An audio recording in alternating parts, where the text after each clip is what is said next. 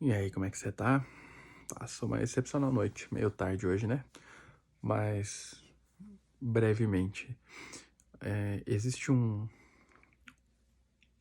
fator complicador no nosso relacionamento com o templo, porque a gente cresce numa compreensão, né? Podemos dizer até numa cultura de que o tempo é um fator escasso.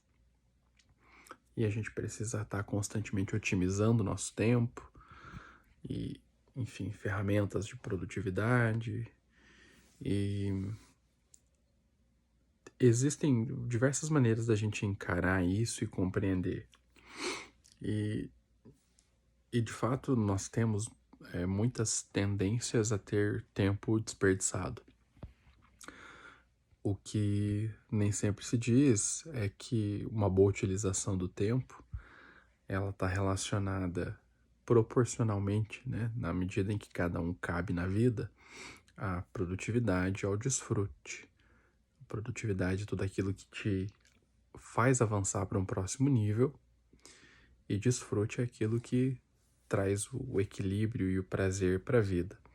Porque a gente vive cercado dessa dualidade, né? Da agitação e da tranquilidade, da luz e da escuridão, do caos e da ordem, praticamente tudo que faz parte do nosso ser.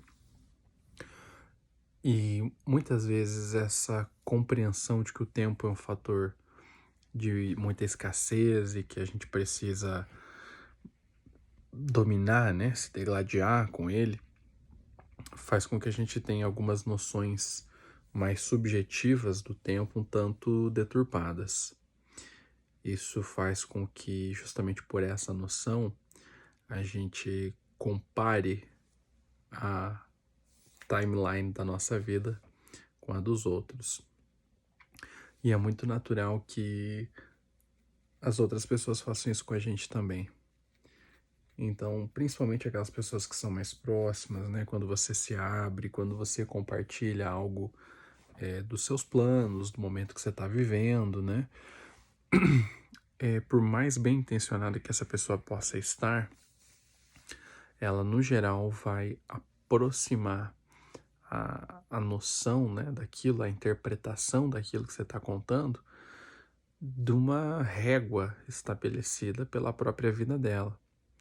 Então, dificilmente alguém vai ter um nível de empatia tão grande para olhar para você e compreender como é que aquele cenário ele pode se encaixar em um todo da sua vida. As pessoas normalmente vão trazer para comparar com aquilo que acontece com elas, até com uma boa intenção, né? E mais perversamente, comparar com um quadro geral, uma referência do que aquilo que, né, se imagina que deveria ser.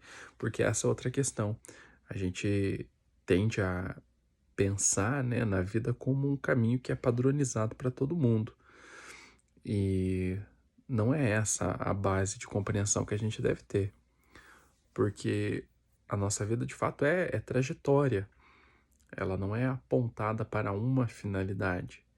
O nosso propósito, ele não é um ponto fixo que você aponta e vai enxergar lá no final. O propósito é a maneira com a qual você se movimenta e é a maneira com a qual você vive e produz sentido. Porque uma vez que você atingiu um destino, aí cessam todas as coisas, cessam todas as vontades, né? E é o que a psicanálise aí vai dizer que é a satisfação plena, né? A morte, porque é o fim de tudo.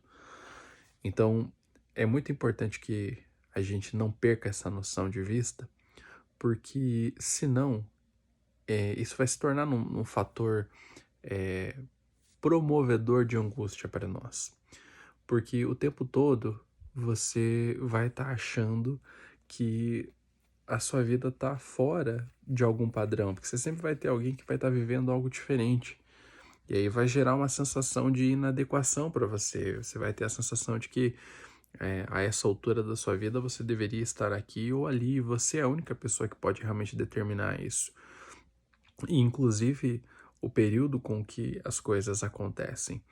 É lógico que quando a gente encara a necessidade de uma mudança e deseja vivenciar aquilo, você quer que uma chave vire e amanhã esteja tudo diferente. Mas a gente não pode recusar os processos, né? Até quando você vai viver a plenitude daquilo que você tem a sua vida apontada, isso requer um processo. E o processo, ele não é para ser uma coisa angustiante que está entre você e o ponto onde você quer chegar. Ele tem que ser aquele ponto de referência para você, porque é o seu caminho de transformação. Então, tem muita gente que coloca coisas do tipo assim, não, eu não vejo a hora de sair e viajar para eu dormir, só acordar quando chegar lá. Às vezes, a depender enfim, uma série de fatores, não preciso ficar explicando isso, é até bom, né, para você desfrutar. Mas na prática, né, na vida não é bem assim que deve funcionar. O caminho não é uma coisa para você passar anestesiado e lá no final encontrar o desfrute, mas é para você compreender que à medida que você vai se movimentando, aquilo vai compondo em você partes suas, vai esculpindo competências em você, experiências, vivências, vai criando camadas no seu interior que vão te permitir vivenciar com uma maior plenitude, com uma maior certeza aquilo que aguarda você do outro lado. E a nossa noção de tempo ela é bem deturpada por vários fatores, e um deles é que a gente foi escolarizado todo mundo do mesmo jeito, independente da idade, porque tem quase 200 anos que a escola nunca deixou de ser como é. A escola surgiu lá no período industrial e todo o formato dela é para criar, é para programar trabalhadores que são pontuais, que são obedientes e que são dóceis. Então, repare aí na maneira que você foi escolarizado e me diga se todas as regras e todo o contexto não foram para te tornar dócil, pontual e também obediente, né? Não que sejam inerentemente ruins essas características, mas a gente é doutrinado a colocar essas coisas dentro de pequenas caixinhas e aí a gente quer colocar aquelas coisas que são próprias de cada pessoa, que são próprias de cada caminho, dentro desses quadradinhos. E aí, se você não consegue encaixar o teu direcionamento dentro de determinados padrões, dentro de determinadas folhinhas do calendário, isso costuma gerar uma angústia muito grande que não deveria ser assim. Ninguém está vivendo a vida que você está vivendo, ninguém está recebendo a inscrição da mensagem que você está escrevendo. Então, você não deveria, em instante nenhum, achar que você está mais rápido ou mais devagar que ninguém.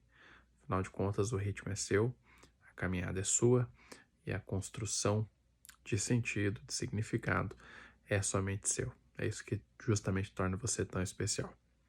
Tamo junto, até depois do fim.